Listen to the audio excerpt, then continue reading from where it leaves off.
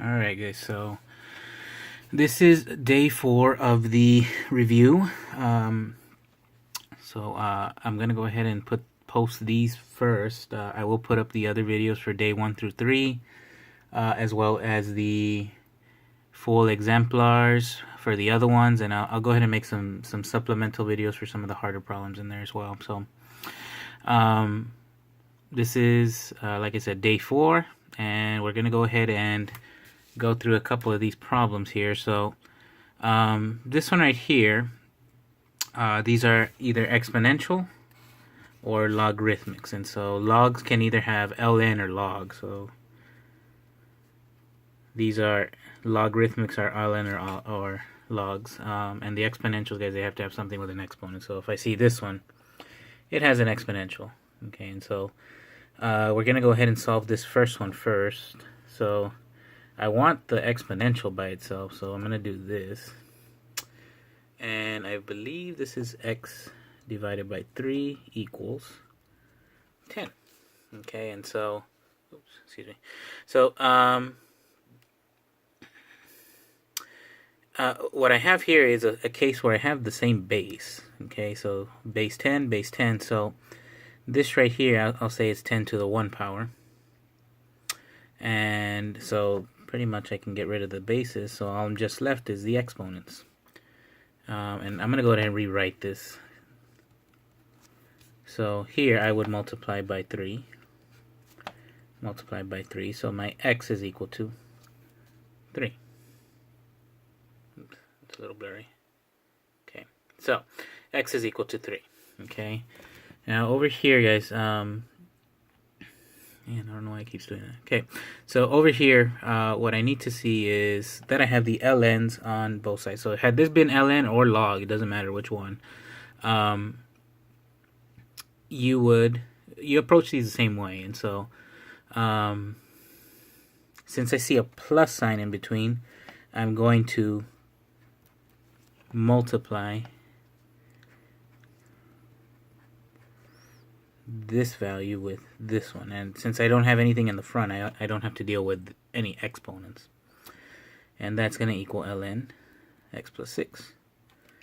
And at this point, guys, I see I have ln on both sides, so I can go ahead and just get rid of them, and I'm going to distribute this, so this becomes x squared plus 2x equals x plus 6, like this.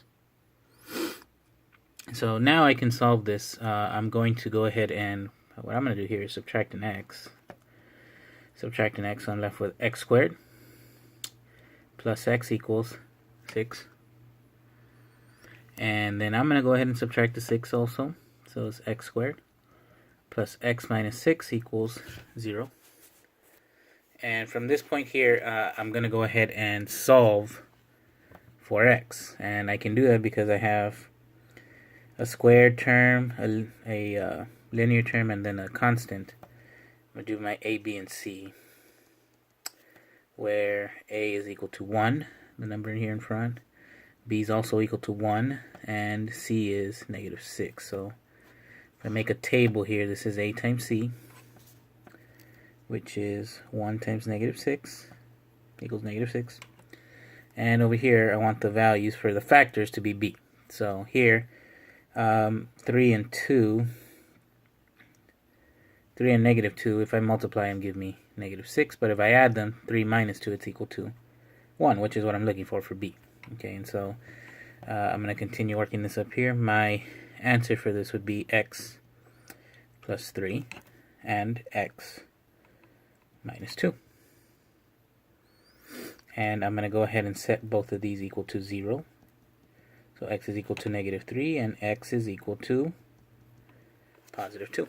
So these are my two answers, but you do need to plug them back into the equation. So I need to see if I have any what we call extraneous solutions. So you can have negative answers, you just cannot have a negative number inside the ln's.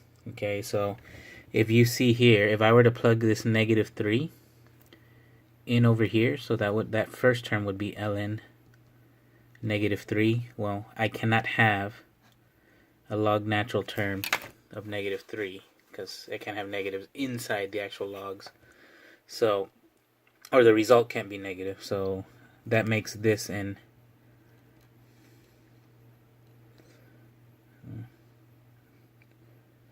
extraneous solution. If I plug in the 2, well, right here into the original one, this is ln of 2, which is okay. Ln of 2 plus 2, which equals 4, is still a positive number, so I'm okay. And if I plugged in a 2 over here, 2 plus 6 is 8. So everything kind of checks out with this one. So I only have one answer, and this is it. Okay, so moving forward.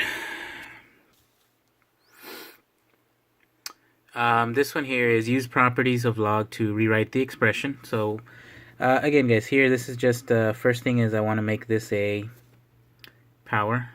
It's a little blurry, but this would be log base 2 a to the third power minus, I don't see any powers here, so log base 2 b plus this I have to put as a power. So log base 2 c to the 1/2 power. Now, one way to see this is as c to the 1/2, but as remember, 1/2 power is the same as saying the square root of c. So I'm going to rewrite this again.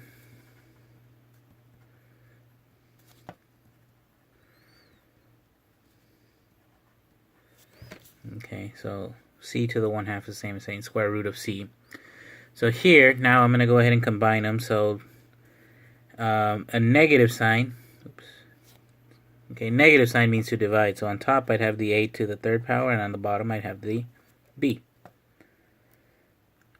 And a plus sign means to multiply, so square root of c. So that ends up being answer A. Okay. Okay, so last problem here for today. And I know we have shortened class periods, so this is a good point to stop also. This is asking which of the following statements is true. So I'm going to go ahead and talk about a couple things here. These points right here, these are called max and mins. Okay, so I can see this right here, this is a minimum. This right here is a max, and over here I have another min. Okay, and so the thing that distinguishes between local and absolute, so local means just small, either a max or min for a interval, so just in a little spot, and absolute means the max or min for the whole graph. Okay, so if I look here, I see that there's nothing lower than this point. So over here, this makes this a absolute min. Okay, here I can see that the graph goes on up here and up here. So this is a max, but this is a local, or relative is the same word, max. And this one again, this is not the lowest point of the whole graph, so this is a local or relative, either word's fine, min. Okay, so if I'm looking here, and the reason I wanted to start here is because I have these two that deal with maximums. So here it says I have only one absolute min, which I can see in the graph, yeah, that's all I have, one absolute min. So this one is correct, number 2. Here I'm saying that I have no relative or local max. So right here I see that I do have one. So this is not correct. And if I go on and I talk about increasing, decreasing, guys, remember, this is the x-axis. I'm looking, what is the graph doing in the x direction from here to there? Well, it's going down. So here it is decreasing, starting from negative infinity and going all the way to this point right here, which I'm calling A. Okay, and from here to there, it is increasing from A all the way to point B. Down here, it is decreasing again, so from B all the way to C, and then I can see the last part over here. This is increasing from C all the way to infinity. So here it's saying I'm only increasing from negative infinity to A. So from negative infinity to A, I'm seeing that I'm decreasing. So that automatically makes this part not true. So the only other thing I can see here is boundedness, guys. Boundedness means, do I have a small minimum here, like an absolute min? I can see that I do. So had they asked me anything about boundedness, I could say I'm bounded below. Okay. And I'm not bounded above because these arrows mean it keeps going up. Symmetry, guys, is just if it looks the same right here, that's even symmetry. And if it looked the same along this line right here, that is odd symmetry, and I don't have that. But so just to finish off this problem, the only thing that was true was 2, so A is the answer.